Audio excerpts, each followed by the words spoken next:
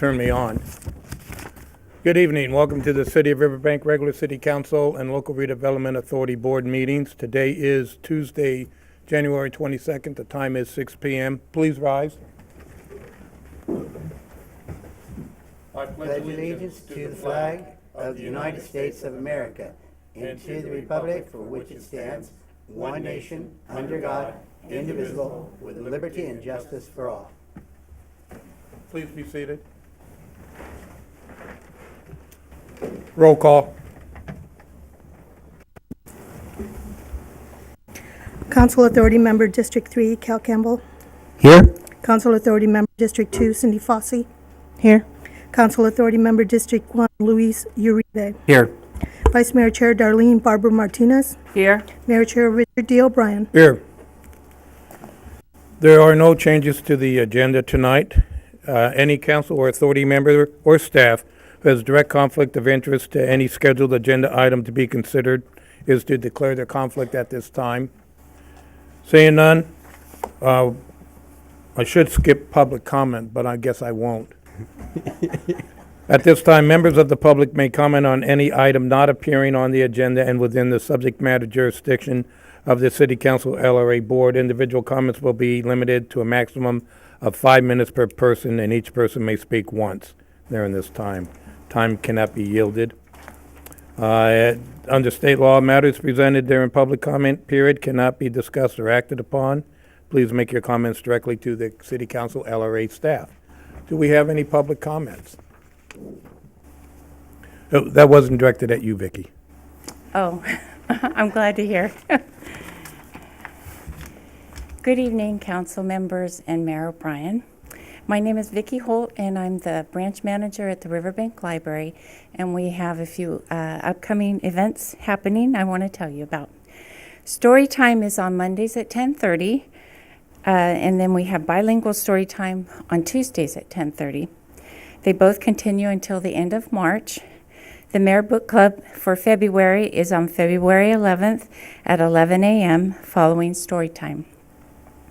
The Teen Book Club meets this Friday, the 25th at 3:30.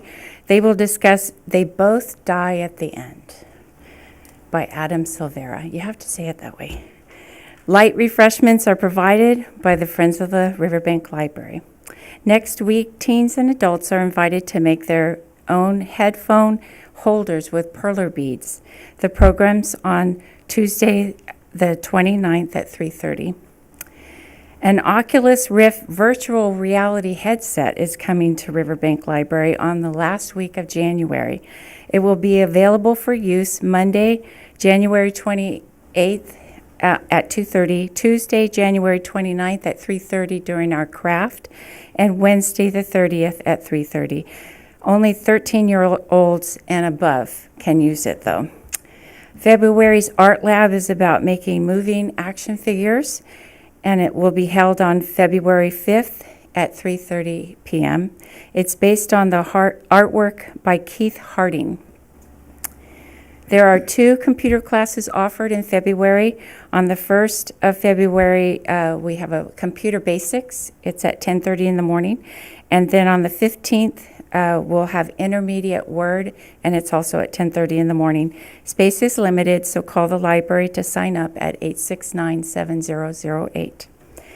VITA tax preparation starts in February. It'll be held on Wednesdays from 4 to 7:30. Take advantage of this free service to the community. Space is limited, so call the library to get on the list. All programs at the library are free to the public. It is because of the 1/8 of a cent dedicated sales tax that these library services are available. Please stop by. You're always welcome. Thank you. Thank you. All right. Any further public comment?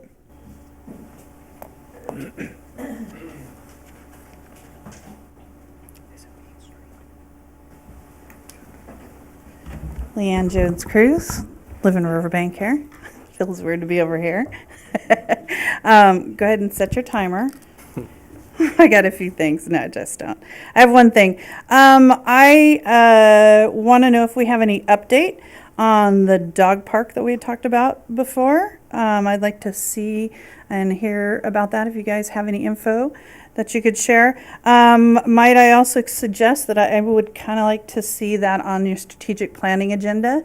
So when you guys are doing your strategic planning, I don't think you guys have a date yet, but when you do, if you guys could, someone that represents our neighborhood could put that on the strategic planning agenda, I'd appreciate that. I'd like to see it there.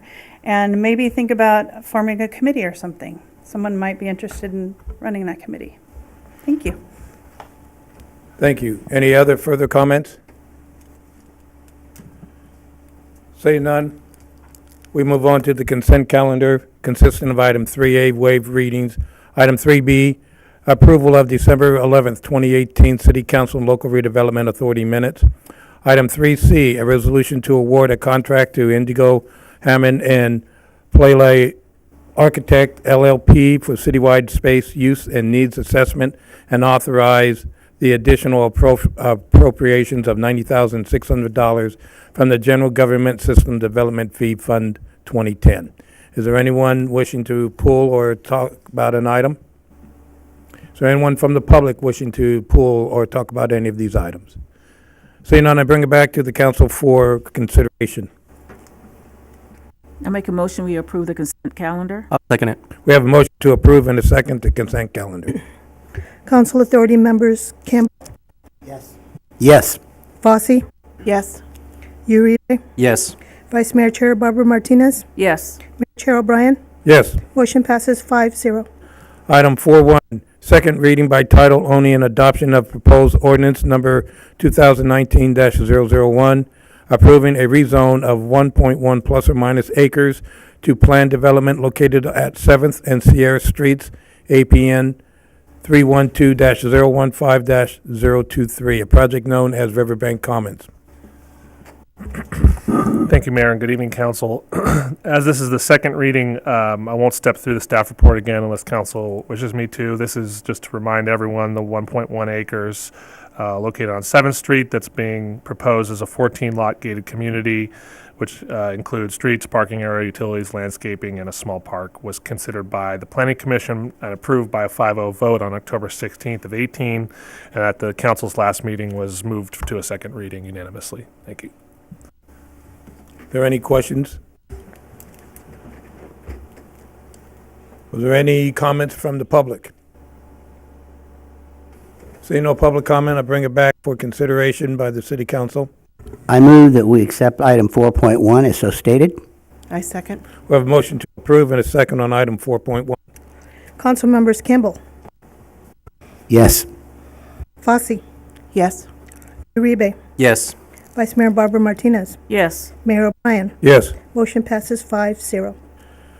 Item 4.2, a second reading by title only and adoption of proposed ordinance number 2019-002, amending Chapter 96, Trees of Title 9, General Regulation by adding a new section 96.20, Dangerous Trees, Mistletoe's a Nuisance, to Riverbank Code of Ordinances.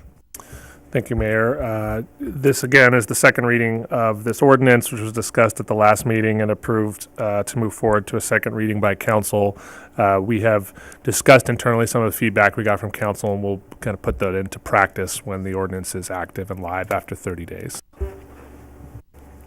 Any questions?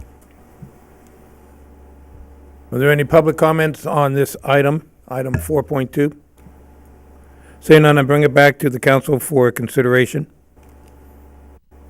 I make a motion that we approve 4.2 as stated. I second. We have a motion to approve and a second on item 4.2. Council members Campbell, Yes. Fosse, Yes. Uribe, Yes. Vice Mayor Barbara Martinez, Yes. Mayor O'Brien. Yes. Motion passes 5-0. Item 6.1, mobile food vendor pilot program. Thank you, Mayor.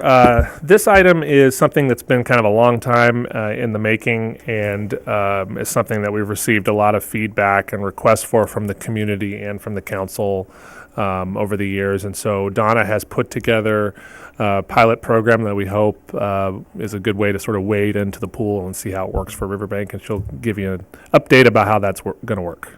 Okay. Good evening, council members. Again, this is a mobile food vendor pilot program.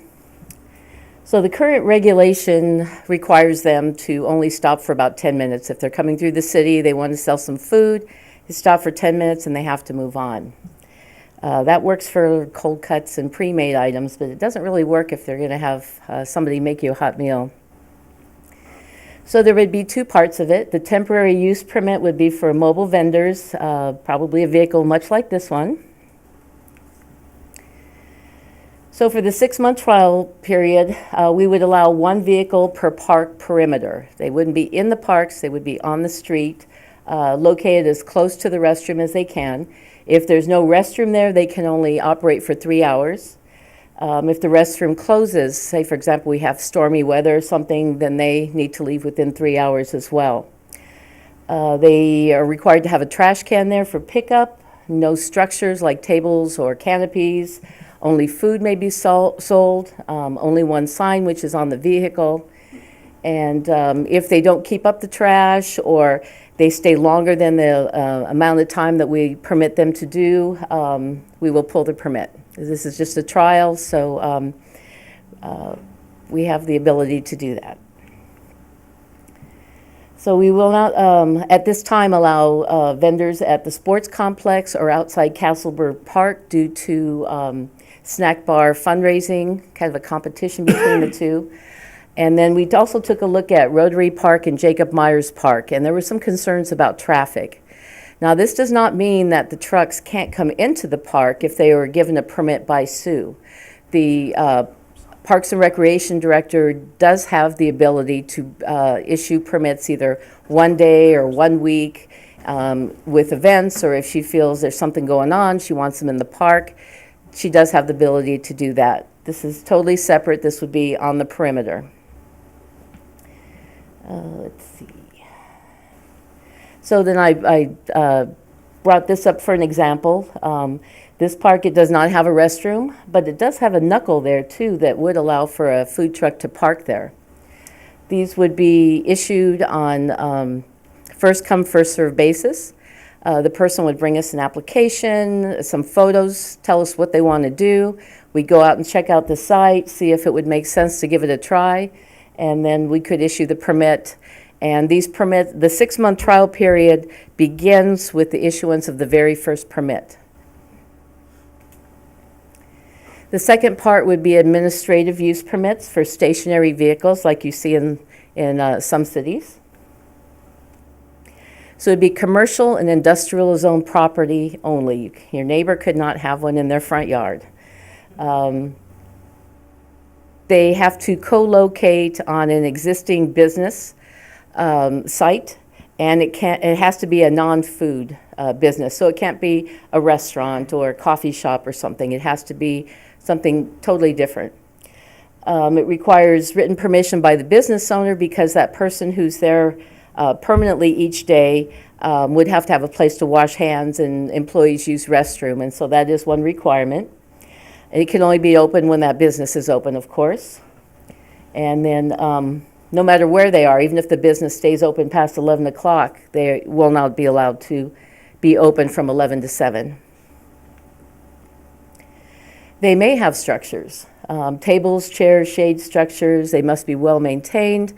They would bring a site plan of what they want to do in, and once it's approved and they put that furniture out there, that's exactly where it has to stay. They can't be moving around because we want to make sure that they're not impacting the parking for the business that is in operation. And so they need to stay compact and hopefully operate the way that we hope they will, and get people in and out without any traffic congestion. They must have the use of the trash and recycling facilities of the place. And then all vendors and locations will be approved by Development Services. A TUP vendor could, they don't have to get a permit for 6 months. If they know, for example, they're only going to be going down to a street fair 3 Mondays in a row, they could just get those 3 Mondays on there. If a person has an AUP, say you're in a permanent spot and you're there until 6 o'clock at night, and then you want to get the TUP so you could go down to a street fair, you could do that. And like I said, litter recurring on a regular basis is one way we can pull your permit. Here's just a location I just kind of grabbed that might be a good location. The car wash is functioning, but it obviously a non-food business, and there's plenty of room for a food truck and additional parking.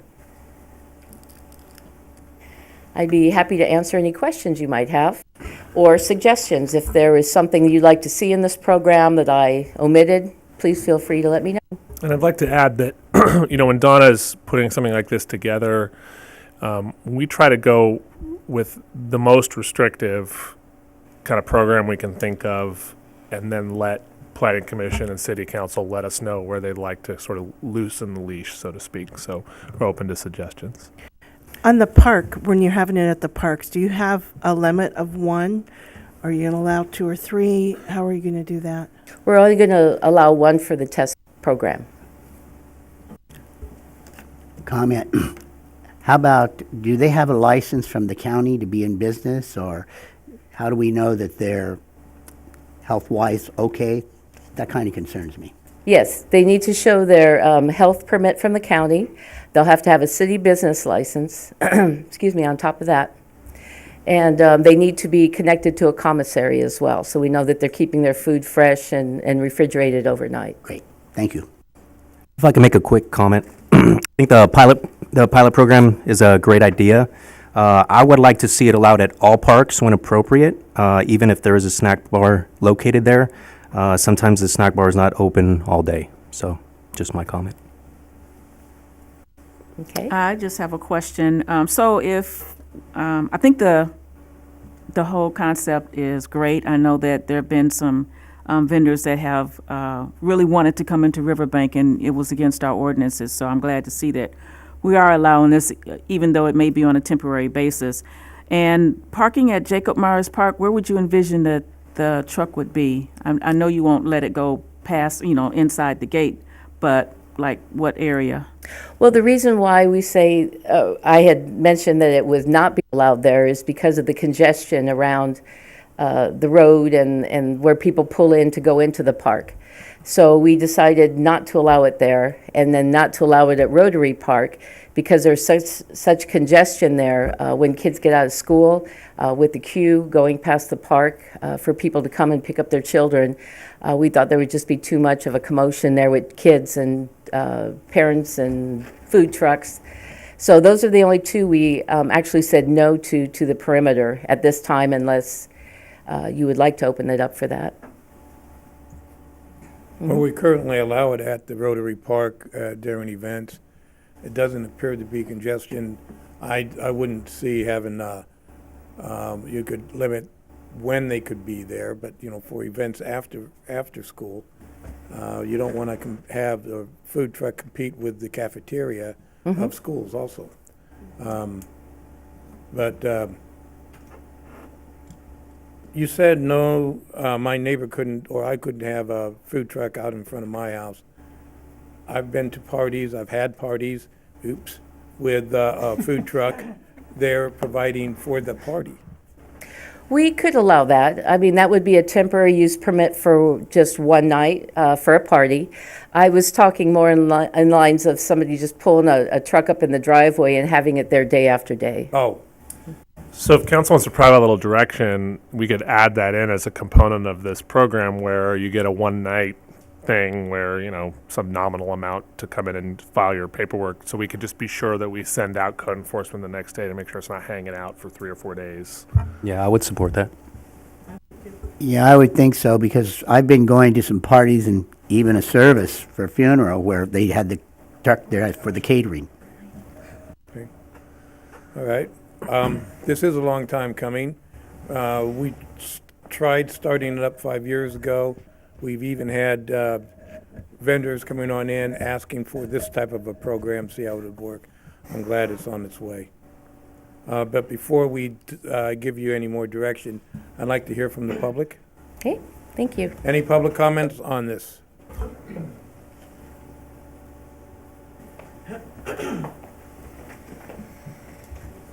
Council members, Mayor, John Dinan, City of Riverbank, Planning Commission member.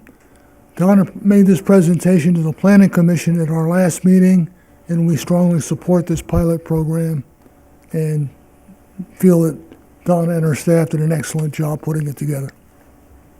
Thank you. Thank you.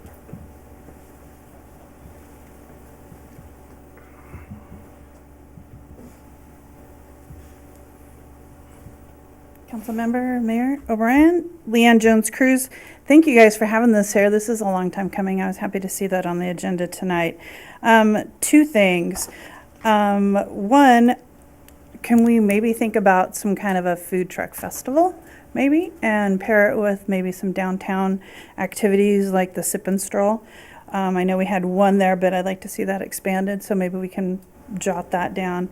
And another thing, I think you need to be careful when you're doing this that you allow enough of the businesses to be able to not set so much of the regulations that you regulate them out of business. So, and I hope that the permitting process for this is really streamlined. I know that sometimes, it can get kind of from experience filling out forms from the city to do some community events. I would like to see that process is streamlined. So again, you're making this an easy process and not something that you put it out there, oh yeah, it didn't work, but the process was so laborious that you couldn't get through it. So I think I would caution that and like to see that happen too. Thank you. Any other further public comment? I'll bring it back for direction to staff on this. I agree with Ms. Jones-Cruz that we make it streamlined, but I believe it's already streamlined that you have in a lot of your permitting process, Sue, isn't it? So, but just want to ensure that it continues. There's always exceptions, so leave in a vague area of exceptions that you can say, well, yeah, we could allow that or not. Sure, we tried to do that by allowing the Director of Parks and Recreation to issue a permit. Yeah, right, and that's where it should be. It shouldn't be back up here. I do like the idea of having, a food truck festival. If you go down on 8th Street in Modesto, there's permanent structures there, great food. They have places, but I'm not saying that could be in our downtown area, but who knows, revitalization may have different meanings in the future. But yeah. I agree with you. In fact, I had worked for about a year in Hayward, and they have Off the Grid every Monday, where they have 6 or 8 different food trucks, and they have different ones each week, and music and people out milling around for a couple hours. It's really a nice community thing. Maybe we can move toward that direction. Well, that's an event. We're right here, we're just doing the food trucks. Yes. So, and Sue and I talked about events, and we'll consider events with the council later on. But yes, this is a good starter program. I like the way you have it organized. And with the inputs that we have, I think that we should come back in, about 6 months to see where we go permanently? Update? Yes. Yeah. Mayor, just so we can be clear about direction, so we hear you all on the residential component. There's some provisions Donna built in that would allow Sue to approve even outside of some of the rules that Donna mentioned tonight at Jacob Myers, Castleberg, and some of these others. Are we comfortable kind of letting her sort of evaluate that? Okay, that's good. Yes. That's why we pay her. Thank you for the direction. Have a great night. Thank you. Item 6.2, consideration of a public art pilot program. Thank you, Mayor. The city of Riverbank, as we know, has a number of excellent public art installations throughout the community. Examples include monuments and statues in the Crossroads area, murals in the downtown and east side areas, and artistic design and public park space. More recently, a number of communities in California have began expanding that design to enhance pieces of infrastructure and equipment, boxes that house infrastructure equipment. in and around public spaces. Typically, for those who don't know specifically what I'm talking about, they're sort of drab, large metal structures that are boxes that are adjacent to signal lights, and you see a number of them in some of our parks. So Councilmember Fossey actually and I were having a discussion about some cool art programs that we've seen in a couple different cities that have chosen to sort of spruce them up, doing some funky painting designs and other ideas. And so we decided to call around to a couple communities to figure out how they did it, how the program worked, and we found a bunch of different answers. So after sort of kicking the idea around a little bit, we went and were otherwise meeting with the school district on other issues and sort of floated the idea past them about whether they might be interested in partnering with us to do a very limited little pilot program to see if there's interest from the students in the art program to get involved. The superintendent thought it was a great idea and was interested in passing that along to his high school art program. And so what we're proposing here tonight is a small pilot program that would include essentially allowing the city to go out and market to some of these students, give them applications and an idea about, bring us some concepts on what you would like to do with these, boxes and how you would design them. They would then submit that to the city. What I'd like is if council could give some direction on an ad hoc committee this evening of maybe a couple council members to review those applications and approve the ones that they think, are appropriate for our park area. We'll have a couple staff people sit in. What the idea would be that for those that are selected, the city would purchase the equipment and paint that they need to do their design. As soon as the students are able to execute the design and complete it, we think that it's appropriate to put forward some sort of small stipend allowance per student that is involved in this. We were thinking about all kinds of numbers, but the one that seems to come up over and over again is $150. And we have proposed a very small $2,500 budget for this. The item isn't so much about the expenditure as it is, are we comfortable with the program? And we would report back and maybe go a little more wide with it if it's successful and there's a lot of folks that are interested. So that's sort of the idea, and we think it might be a good opportunity to have some more cooperation between the Riverbank Unified School District and not only the Riverbank Unified School District, we certainly could extend it to the other high schools that serve Riverbank as well. So is this and also other art programs in town. So is this limited to just schools? No, well, I mean, it doesn't have to be. It could be. At first, I put the idea forward that it would be for students to see if we could get them excited about the city of Riverbank and making it more attractive for people to come in. And I think that people that are art students want to be able to show their work.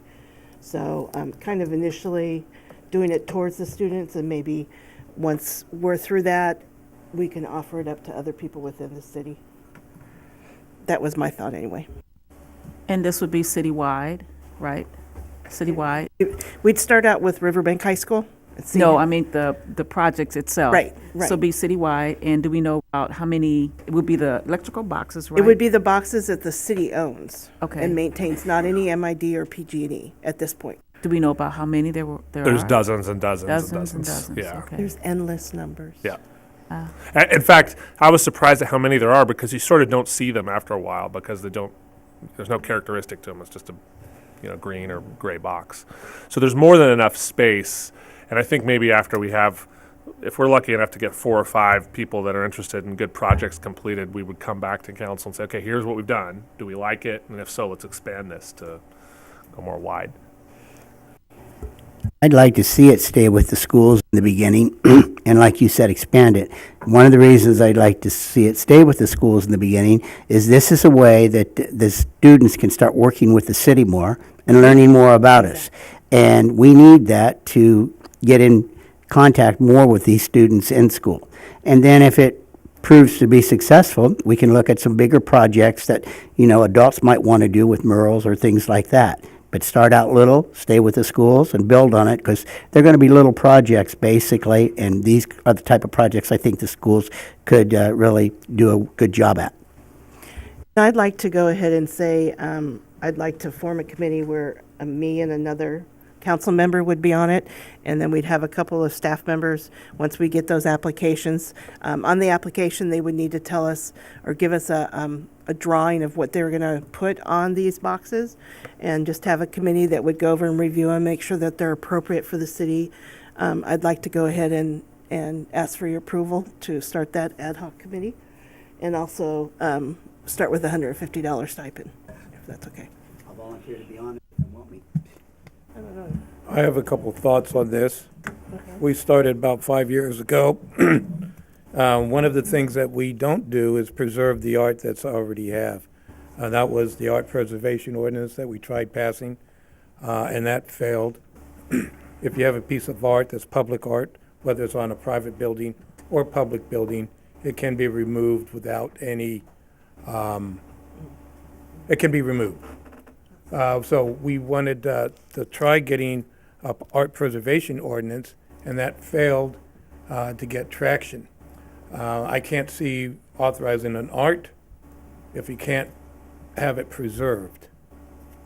So I think that before we move forward with this, we come up with the idea of how we're going to preserve the art, and also like to open it up to, if we're going to do it for schools, then we have to do it for the schools for within the Riverbank. That would be Enoch's High, Byre High, and Riverbank High. I also like to make a suggestion that we start small and maybe have just a pilot of like maybe, I don't know, 10 applications or 8, something like that. See how it goes, see what they come up with, have them do their painting, because I don't want a whole bunch of stuff and we don't really like it or it doesn't look good Yeah, or whatever. My suggestion would be. Yeah, just you know, about and then we maybe say, 4. oops, you know, so do something like that. Yeah, that's Okay. why we were going to start slow with just Riverbank, because we're not sure how much it's going to cost per item. It might be more than we're anticipating, and making sure that we can manage it and then preserve it. We would probably talk with somebody, maybe Sue, about what you put over it to preserve it. There's got to be some type of paint that would preserve the artwork, so that there's, if there's graffiti on it, it can be easily washed off. It can't be scraped off, that type of thing. The art preservation, more than just preserving it, it is designating it like that mirror over there as part of historic Riverbank artwork. It can't be removed by the property owner without permission. In fact, it can't be removed if we had that ordinance. They're on city property, right? Yeah, But it still can be removed. well, it can only be removed by council order. I mean, since you're authorizing this program, if some council in the future said, hey, we don't like those, pay them green again, I suppose they could do that. But, so we could come back and, actually, I don't even know if you could possibly do that. You probably can't create some sort of locking mechanism on public property. No, but as part of the art program, you can probably designate, a review or something, but there's nothing that would preclude a later council from directing staff to just clean it up and paint it one color again. At least maybe not while I'm here. Okay. So what's the rationale again, just for having Riverbank High School? It wasn't an explicit rationale aside from it came up at a Riverbank High School meeting, and they happened to be very close to one of the parks that, Community Center Park, which has a lot of these. So the idea had always been, look, obviously, first of all, I think that we will be surprised if we get 5 applications. I'm not thinking that the floodgates are going to open and all of a sudden everybody's going to want to do this. So nothing is in here that doesn't allow us to go wide to any arts program or any school that would, be interested to do it. It was scalable on all levels, but again, we kind of try to start small because we don't want to put a bunch of money forward and have it go nowhere. I'm surrounded by a lot of students, and they live in Riverbank, and they participate at Enoch's and Byre. So I'm going to exclude my neighbors. Again, not excluding anyone. Can't be clear enough about that. No one is to be excluded. Anybody that would like to Open it apply up can apply. all high school students. It's a pilot program because we don't know how it's going to go, which is why we limited to Riverbank, because we can make sure we know how it's going to go. I guess we can open it up to everybody. I'd like to see it opened up to other schools too. Okay, it's opened up to everybody Just that to the goes, high that schools, lives I in believe. Riverbank. Yes. I actually said Riverbank because it says Riverbank High School. I didn't realize Enoch's and Bayer are thought of as Riverbank schools when Yes, they are. most of them go to Modesto. Students have to be Riverbank residents? Yes. Oh, okay, so they. But that's the ad hoc to come on out with that. Is there any public comment on this? Come on up. I didn't think, wasn't going to comment on this. I'm sorry. I promise you I won't come to every council meeting and speak on every single item. I promise. Leanne Jones-Cruz, council member and mayor. First off, I have a hard time sitting here listening to not including all the high schools. Riverbank is serviced by 3 different high schools, Enoch's, Bayer, and Riverbank. And I think we need to get away from thinking Riverbank is Riverbank High School. It is not Riverbank High School. So I would hate to have those other 2 schools excluded in this kind of thing. So with that said, and I think we're talking about 2 different things about preserving murals on buildings, and because that's public buildings, and compared to city-owned boxes. So I think they don't necessarily have to fit into the same. I'm trying to get that criteria. ordinance back in. You might see me up there when that gets on the agenda too. I just have a really hard time with, and I'll say it again, I've said it before, that you own a building and say you don't like the mural that's painted on it and you don't have a choice to take it off. So I have some issues with that. Again, it's just public, I mean, it's privately owned, so I don't know. There's 2 sides to it, so There are. there are. Thank you. Thank you. Any other comments? Bringing it back to council. Any further direction? Okay, we move forward to item 6.3. Adjustments to the 2019 regular city council meeting schedule.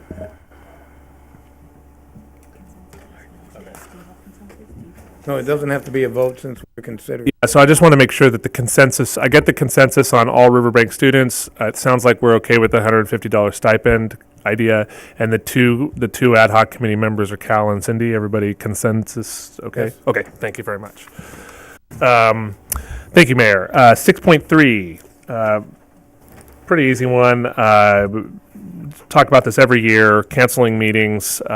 We are essentially proposing almost exactly the same schedule as last year, just slightly different dates, but the same meetings. The proposed cancellation dates revolve around either budget, post-budget rather, and another summer date to facilitate council and staff vacations during that time frame. And then the November and December months fall right around the Thanksgiving and Christmas holidays, which are proposed. So those 4 dates are July 9th, August 13th, November 26th, and December 24th, Christmas Eve.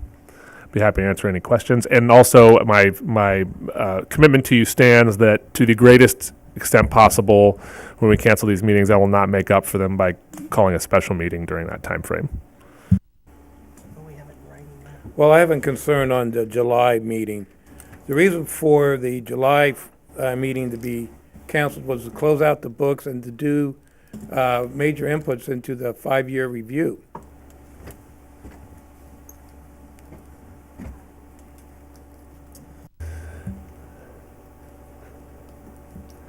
Mayor, would you like I'd like the to assistant city manager to address that at the mic, or? I'd like to know when we're going to have the 5-year financial review.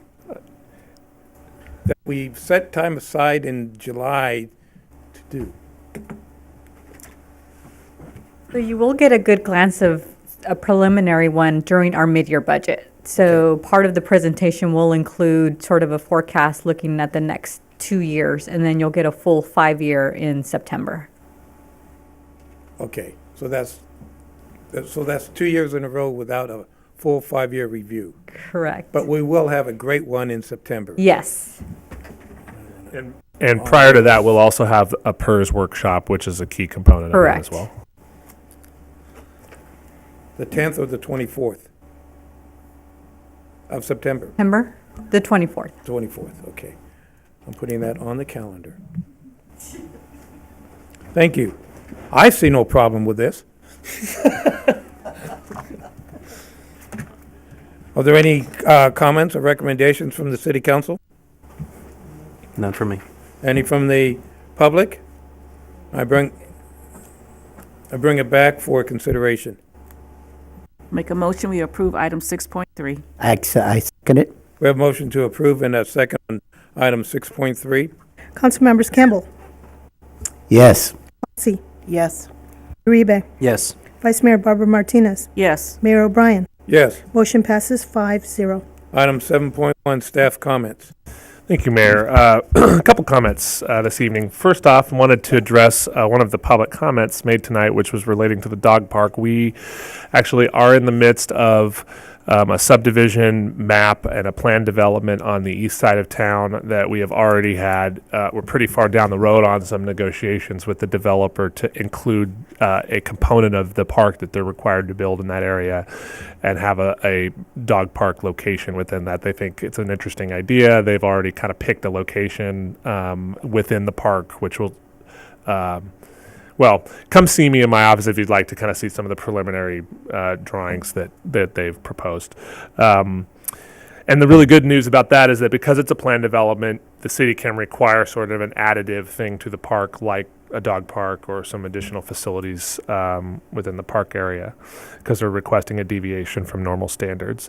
The only other interesting update was that we got word just this morning, Kathleen from Development Services forwarded me an email that Caltrans has finally approved the permit process and plan submittal of the Calendar Avenue 140 crosswalk project over by the Catholic Church there, which is something that a number of council members here have fought for a long time to get Caltrans' attention on. And so literally just this morning that we got that word. So we have now initiated full design construction documents that'll be submitted to Caltrans. And then the next step is they give you a permit to build it. So we just got to find the money at that point. And it's estimated to cost a little under $1 million. Thank you. Councilmember Uribe? Yes, so I had the opportunity last week to attend a 3-day for new city council members academy. So I just want to I'm grateful for that. It was from the 16th through the 18th. Came back with a wealth of knowledge. So I'm looking forward to the next two meetings later this year. I was also appointed to the Revenue and Taxation Committee to represent the Central Valley. So if anybody would like an update on any of that, please reach out to me via email or city cell. And also, if anyone is interested in attending the Veterans Advisory Commission meeting, it will be January 28th in Modesto at 5:30 p.m. at the Veterans Center, and it is open to the public. Thank you. Thank you. Councilmember Fossey? We're hoping to get the Budget Committee back up and running. So if you have an interest to do that, please call City Hall and get an application, fill it out, and we'll get that started. Thank you. How many are we lacking in? 3. Have we advertised? We've been I asked out. for this in December. We've been out discussing quite a bit of these. We have some that were on deck that were interested, so we're reaching out to those folks who weren't chosen to see if they're still going to be interested. Maricela, we have 3 open spots. I thought it was 2. No, 3. When do I interview? Well, we haven't got anybody interested thus far. So, How's our planning commission? planning commission isn't until you want to address that. The planning commission is scheduled to start the recruitment in October. Okay. So we're fully staffed. We are. We changed it last cycle so that we wouldn't have to be recruiting every year. It was every other year. Thank you. Anything else? Thank you. Councilmember Campbell?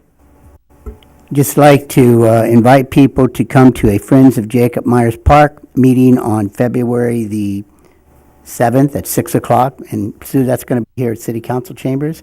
And we really need members. The Jacob Myers Park has come a long way with the help of Friends of Jacob Myers Park. They are one reason why the park is as good as it is with the work that they put into it. Membership is down, and we need volunteers to help us keep this particular organization going, because it's a worthwhile organization. So if you know any people that might be interested in helping us keep this good park the way it is, please mention it to them. Thank you. Vice Mayor?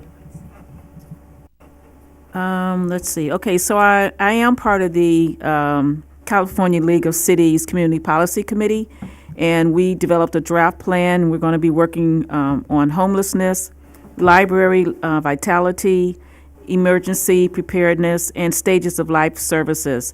And what we mean about the stages of life services is that for every age group, children's, teens, young adults, and senior groups, will be looking at services that will be provided for them, and services that they actually need. And I also attended the Low Carbon Transit Operations Program workshop. And there it was to discuss unmet transit needs in our region. And so I was able to suggest for the city of Riverbank that we need more lighted shelters, bus shelters. Let's see what else.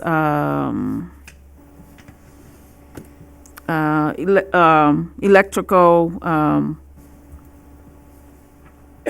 vehicles, and a few other things. But anyway, so just trying to let them know exactly, you know, what our needs are here in the city, so we're not forgotten about in that program. Thank you. Thank you. My comments, I'd like to start off with Donna. Could you give us an update on the opioid clinic coming on up? Thank you, Mayor. I have been participating on the Stanislaus County Opioid Safety Coalition.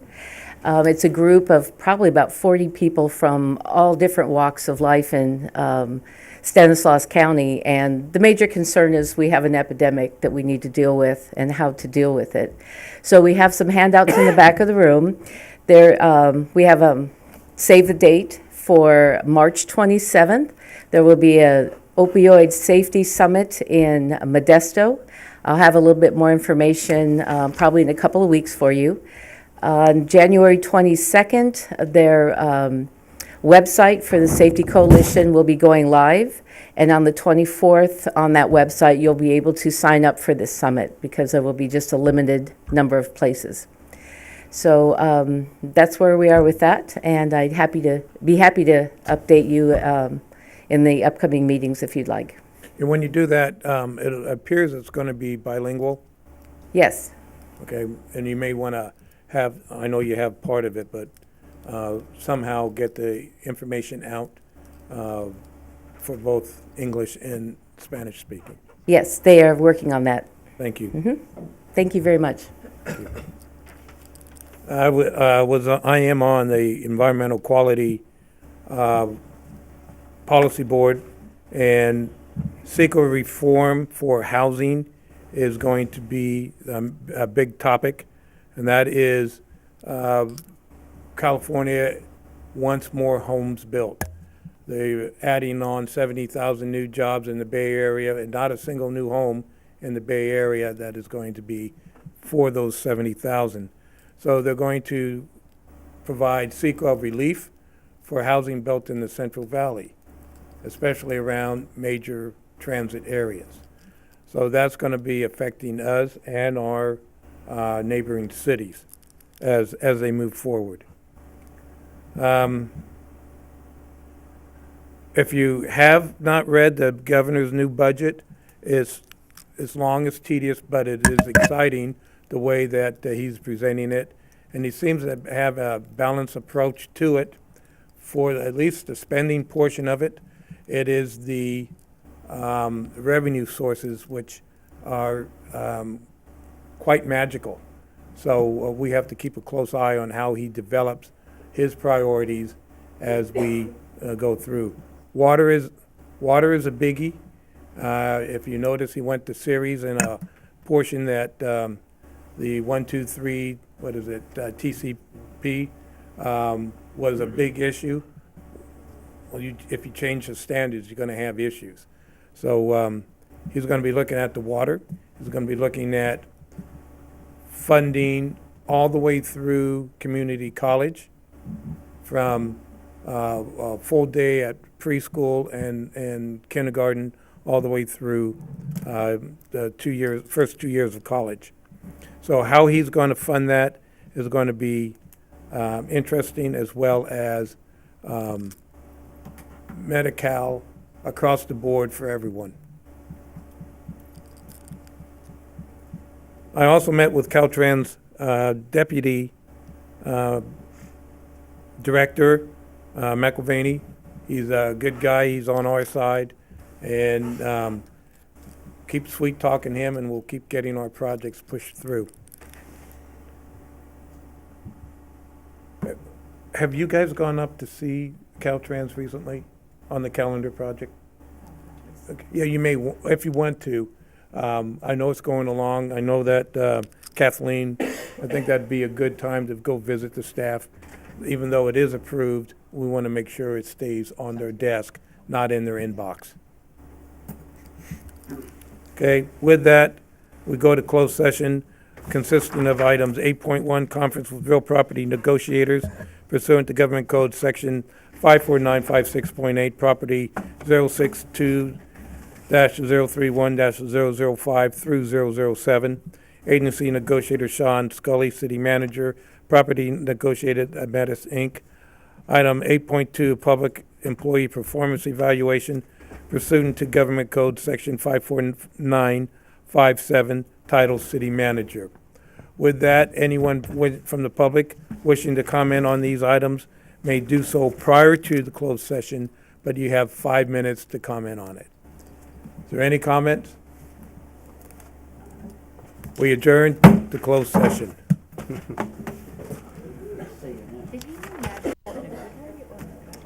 I don't know, did you mean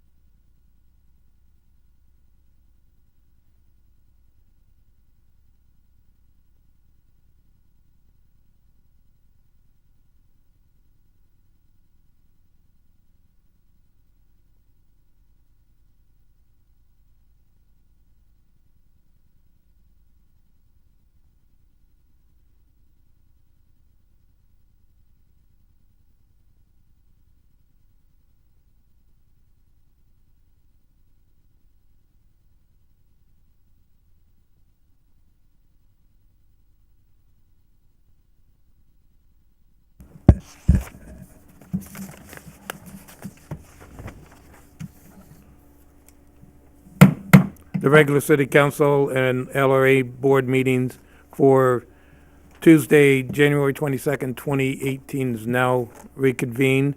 Report from closed session, item 9.1, report from closed session, item 8.1, conference with real property negotiators, Ametis Inc. Direction has been provided to staff. Item 9.2, report from closed session on item 8.2, public employees performance evaluation, city manager. Direction has been provided to staff. The next city council meeting will be Tuesday, February 12th. This meeting is adjourned.